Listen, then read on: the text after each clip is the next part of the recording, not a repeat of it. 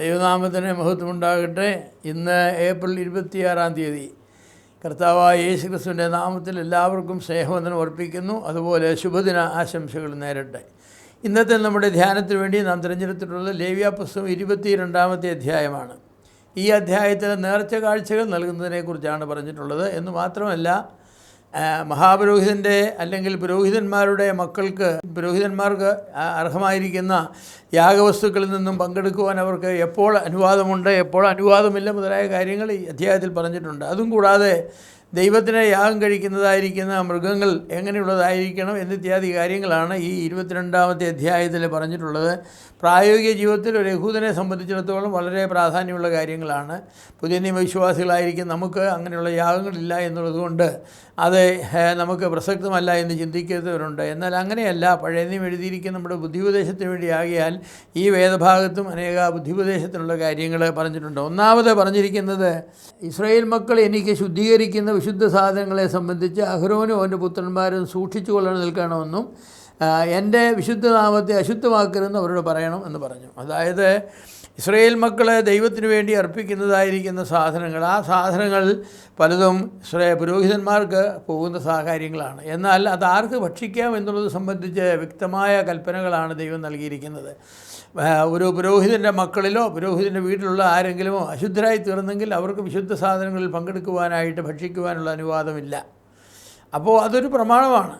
പുരോഹിതനുമായി ബന്ധപ്പെട്ടവനാണ് ഞാൻ, പുരോഹിതൻ്റെ മക്കളാണ്, പുരോഹിതൻ്റെ അനന്തരവരാണ്, പുരോഹിതൻ്റെ വീട്ടിലെ ജോലിക്കാരാണ് എന്ന് പറഞ്ഞ് അശുദ്ധരായ ഒരാൾക്ക് ദൈവസന്നിധിയിൽ അർപ്പിക്കപ്പെട്ട സാധനങ്ങൾ ഭക്ഷിക്കുവാൻ അനുവാദമില്ല. അങ്ങനെ ചെയ്താൽ അവരെ ഛേദിച്ച് കളയണമെന്നാണ്. പലപ്പോഴും ദൈവമക്കൾ അങ്ങനെ കർത്താവിൻ്റെ വേല ചെയ്യുന്നവരും വേലക്കാരും മൂപ്പന്മാരും ഒക്കെ ആയിട്ടുള്ളതായിരിക്കുന്ന ആളുകൾ അവരുടെ മക്കളെ സംബന്ധിച്ചൊക്കെ പറയുമ്പോൾ കർശനമായിരിക്കുന്ന സ്റ്റാൻഡേർഡ് സൂക്ഷിക്കുന്നതിൽ വീഴ്ചകൾ വരാറുണ്ട്.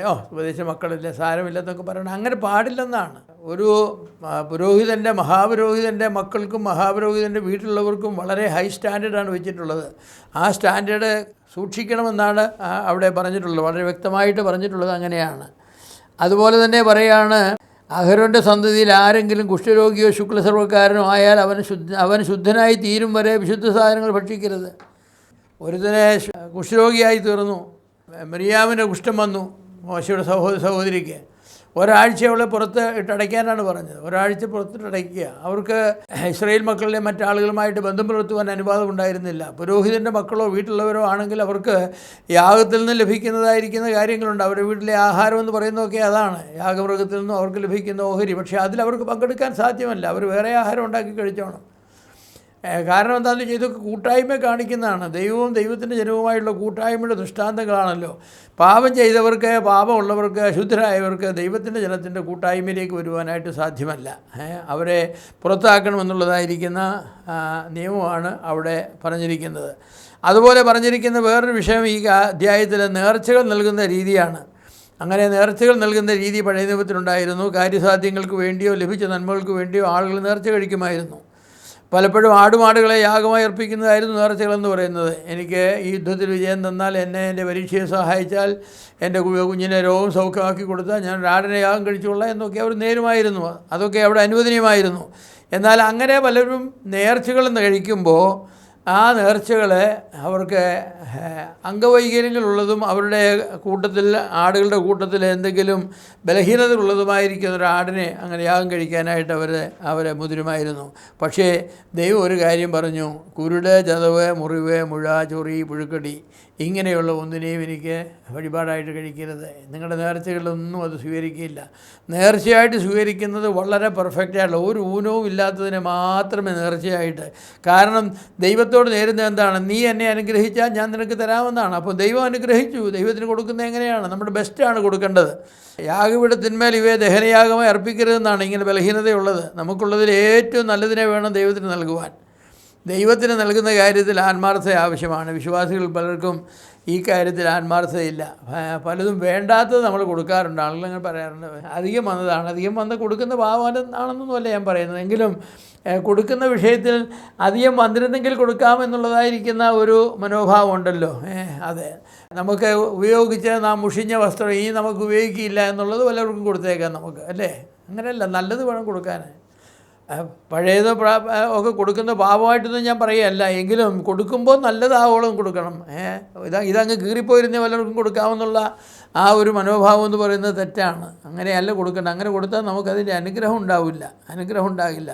പലരും ദൈവത്തിന് നൽകുന്ന അങ്ങനെയാണ്. ഒരാൾ പറഞ്ഞു, കീറിയതും പ്ലാസ്റ്റിക് ഒട്ടതുമായിരിക്കുന്ന നോട്ടുകൾ കാണണമെങ്കിൽ സ്വോത്രാഴ്ച എണ്ണി നോക്കണമെന്ന് പറഞ്ഞു. പ്ലാസ്റ്റിക് ഒട്ടിച്ചത് പല കടകളിലും കൊണ്ട് ചെല്ലുമ്പോൾ ഇത് എടുക്കില്ല സാറേ എന്ന് പറയും. അപ്പോൾ അവർ ഞായറാഴ്ച നമുക്ക് സ്വോത്രാഴ്ച ഇടാം, കർത്താവ് എടുത്തുള്ളൂവല്ല.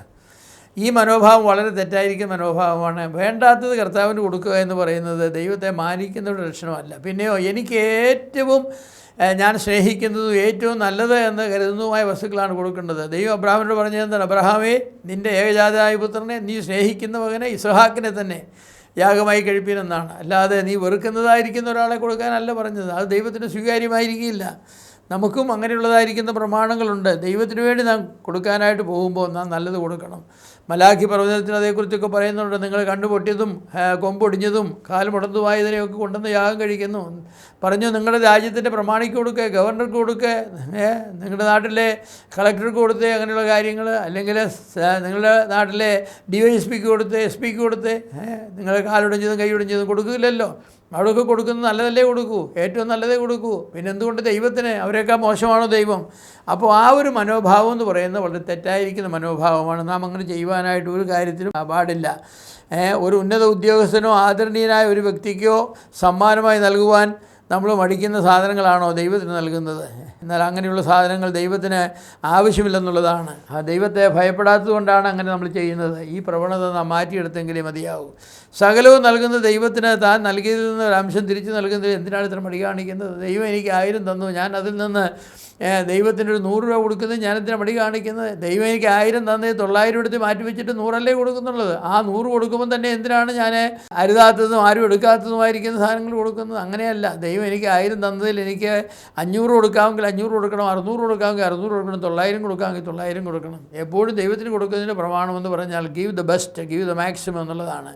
ഞാൻ എത്ര കൊടുക്കുന്നു എന്നുള്ളതല്ല, ഞാൻ എത്ര മാറ്റി വെച്ചു എന്നുള്ളതാണ്. അത് വളരെ പ്രധാനപ്പെട്ടതാണ്. ഞാൻ ദൈവത്തിന് 100 കൊടുക്കുമ്പോൾ, 1000-ൽ 100 കൊടുക്കുമ്പോൾ 900 ഞാൻ മാറ്റി വെച്ചിട്ടാണ് കൊടുക്കുന്നത്. അത് കൊടുക്കലിൻ്റെ പ്രമാണമല്ല. അപ്പോൾ നമ്മൾ പറയേണ്ടതാണ്, ഞാൻ ദൈവത്തിന് കൊടുത്തതിനേക്കാൾ എനിക്ക് വേണ്ടി മാറ്റി വയ്ക്കുകയാണോ, അതോ ഞാൻ ദൈവത്തിന് വേണ്ടി പരമാവധി കൊടുക്കുകയാണോ വേണ്ടത്? നമുക്ക് കിട്ടുന്നതെല്ലാം ദൈവം തരുന്നതെല്ലാം തിരിച്ചു കൊടുക്കാനായിട്ട് ഒക്കുകയില്ലെന്നുള്ള കാര്യം നമുക്കറിയാം. പക്ഷേ നമ്മുടെ മനോഭാവം എന്താണ്? നമ്മുടെ മനോഭാവം കൊടുക്കുക എന്നുള്ളതാണ്, ദൈവത്തെ മാനിക്കുക എന്നുള്ളതാണ്. അപ്പോൾ അങ്ങനെ തന്നെ ചെയ്യുവാൻ തക്കവണ്ണം നമുക്ക് സാധിക്കേണ്ടതാണ്. അതെ, പലപ്പോഴും നമ്മൾ അമ്മാവൻ വീട്ടിൽ വരുമ്പോൾ മുട്ടായി വാങ്ങിച്ചിട്ട് വരും കുഞ്ഞുങ്ങൾക്ക്. കുഞ്ഞുങ്ങളമ്മായി അമ്മാവൻ വരുമ്പോഴേ നോക്കുന്നത് അമ്മാവൻ്റെ മുഖത്തേക്കല്ല, അമ്മയുടെ കയ്യിലേക്കാണ്. അമ്മാവൻ്റെ കയ്യിൽ പ്ലാസ്റ്റിക് കൂടുണ്ടോ, മുട്ടായി കൂടുണ്ടോ എന്നാണ്.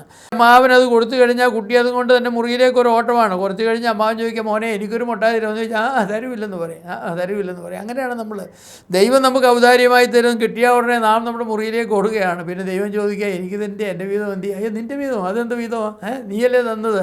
നിനക്ക് ദൈവം പലപ്പോഴും അതുകൊണ്ട് എന്ത് ചെയ്യും? ദൈവം പറയും, ഞാൻ നിനക്ക് തന്നിട്ട് പിന്നെ നിന്നോട് ചോദിക്കേണ്ട ആവശ്യമില്ല, ഞാനത് എൻ്റെ കയ്യിൽ തന്നെ അങ്ങ് വെച്ചാൽ പോരെ. അപ്പോൾ പിന്നെ നമ്മൾ പറയും, ദൈവം ചോദിച്ചാൽ തരുന്നില്ല, എൻ്റെ പ്രാർത്ഥന കേൾക്കുന്നില്ല, എൻ്റെ ആവശ്യങ്ങൾ നടത്തുന്നില്ല. നിൻ്റെ ആവശ്യങ്ങൾ നടത്തി ധാരാളമായി തന്ന കാലത്ത് ദൈവത്തോട് എങ്ങനെയാണ് പെരുമാറിയത്? നീ ദൈവത്തെ മാനിച്ചില്ലല്ലോ. അപ്പോൾ പിന്നെ ദൈവം എന്തിനാണ് തൻ്റെ നിങ്ങൾക്ക് തരുന്നത്? ദൈവത്തിന് വരുന്ന ഗതികേടെന്ന് ഞാൻ പറയട്ടെ, എന്നോട് ക്ഷമിക്കണം. എന്താണ്? ദൈവത്തിൻ്റെ കയ്യിലുണ്ടായിരുന്ന 1000 എൻ്റെ കയ്യിൽ തന്നിട്ട് ദൈവം എന്നോട് ചോദിക്കുമ്പോൾ ഞാൻ കഷ്ടിച്ചൊരു 100 അല്ലെങ്കിൽ 50 എടുത്ത് കൊടുക്കും. അത് മതി തൃപ്തനാണ്. ദൈവത്തിന് എൻ്റെ ആവശ്യമുണ്ടോ? ദൈവത്തിൻ്റെ കയ്യിരുന്ന സ്വത്ത് നമ്മുടെ കയ്യിൽ തന്നിട്ട് പിന്നെ നമ്മൾ ദൈവത്തിൻ്റെ ആവശ്യത്തിന് വേണ്ടി ദൈവം ചോദിക്കേണ്ട? വേണ്ട, ഔദാര്യമായി ചോദിക്കണം. കർത്താവ്, ഇത് മുഴുവൻ നിൻ്റേതാണ്, നിൻ്റേതാണ്, നിനക്കത് മുഴുവൻ എടുക്കാം, ഇത് മുഴുവൻ നിൻ്റെ ആവശ്യത്തിനെടുത്തിട്ട് നീ ബാക്കി വല്ലതുകൊണ്ട് തന്നാൽ മതി എന്ന് പറയുകയാണ് വേണ്ടത്. പക്ഷെ നമ്മൾ അങ്ങനെ പറയുകയില്ല. ദൈവത്തെ സ്നേഹിക്കുന്നവർ, അതുകൊണ്ടാണ് പറഞ്ഞ സ്നേഹത്തോടെ കൊടുക്കുന്നവനെ, ഔദാര്യമായി കൊടുക്കുന്നവനെ ദൈവം സ്നേഹിക്കുന്നു എന്ന് പറയുന്നത്. കാരണം കൊടുക്കൽ എന്ന് പറയുന്നത് ദൈവത്തോട് നാം ഉള്ള നമ്മുടെ സ്നേഹത്തിൻ്റെ പ്രകടനമാണ്. ദൈവത്തോടുള്ള സ്നേഹത്തിൻ്റെ പ്രകടനമാണ്. നമ്മുടെ വീട്ടിലൊരാൾ വന്നാൽ അവർക്ക് എന്ത് നമ്മൾ കൊടുക്കുന്നു എന്നുള്ളത്, അവരെ നമ്മൾ എങ്ങനെ വിലമതിക്കുന്നു എന്നുള്ളതിൻ്റെ നിലയിലാണ്. നമ്മുടെ വീട്ടിലെ ജോലിക്ക് രാവിലെ വരുന്നവർക്ക് വേണ്ടി നാം കോഴിയോ ഇറച്ചിയൊക്കെ വാങ്ങിച്ച് ഒരിക്കലൊന്നും കൊടുക്കാറില്ലല്ലോ, ഇല്ല. പക്ഷേ നമ്മുടെ വീട്ടിൽ നമ്മുടെ സ്നേഹമുള്ളവർ വന്നാൽ അവർക്ക് വേണ്ടി നമ്മൾ എന്ത് ചെയ്യും? അത് അവരെ നമ്മൾ എങ്ങനെ ബഹുമാനിക്കുന്നു എന്നുള്ളതിൻ്റെയാണ്. നമ്മുടെ വീട്ടിലെ വളരെ നാട്ടിലെ പ്രമാണിയായ ഒരാൾ വന്നാൽ, നമ്മുടെ ബന്ധത്തിലെ ഏറ്റവും നാം സ്നേഹിക്കുന്ന ഒരാൾ വന്നാൽ നമ്മുടെ വീട്ടിലേക്ക് കർത്താവ് വന്നാൽ എങ്ങനെയാണ്? കർത്താവ് ഒരിക്കൽ പറഞ്ഞല്ലോ, ഞാൻ രോഗിയായിരുന്നു, നിങ്ങൾ എന്നെ കാണാൻ വന്നില്ല. എനിക്ക് വിശന്ന്, നിങ്ങൾ എനിക്ക് കഴിക്കാൻ തന്നില്ല. ഞാൻ ജയിലായിരുന്നു, നിങ്ങൾ എന്നെ കാണാൻ വന്നില്ല. ഞാൻ നഗ്നനായി, നിങ്ങൾ എന്നെ ഉടുപ്പിച്ചില്ല. അപ്പോൾ അവർ ചോദിച്ചു, കർത്താവേ, നീ പറയുന്ന കാര്യങ്ങളൊക്കെ എപ്പോഴാണ് നിൻ്റെ ജീവിതത്തിൽ? ഞങ്ങളൊരിക്കലും കേട്ടില്ല നീ ജയിലിൽ പോയെന്നും, ഞങ്ങളൊരിക്കലും കേട്ടില്ല നീ രോഗിയായിരുന്നു. അപ്പോൾ കർത്താവ് പറഞ്ഞെന്താണ്? എൻ്റെ ഈ ചെറിയവരിൽ ഒരാൾക്ക്, അങ്ങനെ ഒരു കൂട്ടം ആളുകളുണ്ട്, ദൈവത്തിന് മുൻപിൽ നിൽക്കുന്ന കുറച്ച് ചെറിയ ആളുകളുണ്ട്. അവരിൽ ഒരാൾക്ക് നിങ്ങൾ ചെയ്യാഞ്ഞിടത്തോളം എനിക്ക് ചെയ്തില്ല, അവർക്ക് ചെയ്തിടത്തോളം നിങ്ങൾ എനിക്ക് ചെയ്തു. എൻ്റെ പ്രിയമുള്ളവരെ, ദൈവത്തിന് നമ്മൾ കൊടുക്കാനായിട്ട് കഴിയുന്ന ദൈവമക്കൾക്ക് കൊടുത്താണ്. അപ്പോൾ പഴയ നിയമത്തിലെ പ്രമാണം പോലെ തന്നെയാണ് നമ്മൾ കൊടുക്കുമ്പോൾ ഇത് ബെസ്റ്റ് കൊടുക്കണം. നമ്മൾ കൊടുക്കും അംഗവൈകല്യമില്ലാത്തത്, കൊമ്പൊടിയാത്തത്, അതുപോലെ കാലുടി ഉളുക്കാത്തത്, അങ്ങനെയുള്ള അംഗവൈകല്യങ്ങളൊന്നുമില്ലാത്ത തടിച്ചു കൊടുത്തതിനെ വേണം നമുക്ക് കൊടുക്കാനായിട്ട്.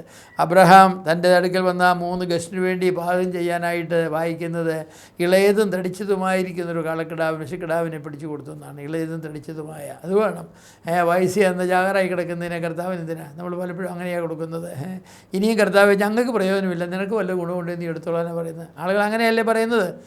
ഇവിടെ ചികിത്സിച്ചു, അവിടെ ചികിത്സിച്ചു, എല്ലായിടത്തും ചികിത്സിച്ചു, മെഡിക്കൽ കോളേജിലും പോയി, അവസാനം അവിടെ രക്ഷപ്പെടുകയില്ലെന്ന് പറയുന്ന ആൾ വരെ, കർത്താവ് നീ രക്ഷിക്കാം, ഇതിൻ്റെ വിലയ്ക്ക് വേണ്ടി തന്നേക്കാമെന്നു. കർത്താവിന് വരുന്ന ഭാരം നോക്കണേ. ചാകാൻ കിടക്കുന്നതിനെ രക്ഷിച്ചിട്ട് കർത്താവിന് വിലയ്ക്ക് വേണ്ടി എടുക്കണം. അല്ല, ആരോഗ്യമുള്ളതിനൊന്നും ഞങ്ങൾ തരികയില്ല, വിദ്യാഭ്യാസമുള്ളതിനെ ഞങ്ങൾ തരികയില്ല. ഈ ഒരു പ്രമാണത്തെയാണ് ഈ അധ്യായത്തിൽ വിലക്കിയിരിക്കുന്നത്. നമ്മൾ ദൈവത്തിന് കൊടുക്കുമ്പോൾ we learn to give the best. ദൈവത്തിന് ഏറ്റവും നല്ലത് കൊടുക്കുക. അങ്ങനെ ദൈവത്തെ മാനിക്കുവാനായിട്ട് ദൈവം നമ്മെ സഹായിക്കട്ടെ.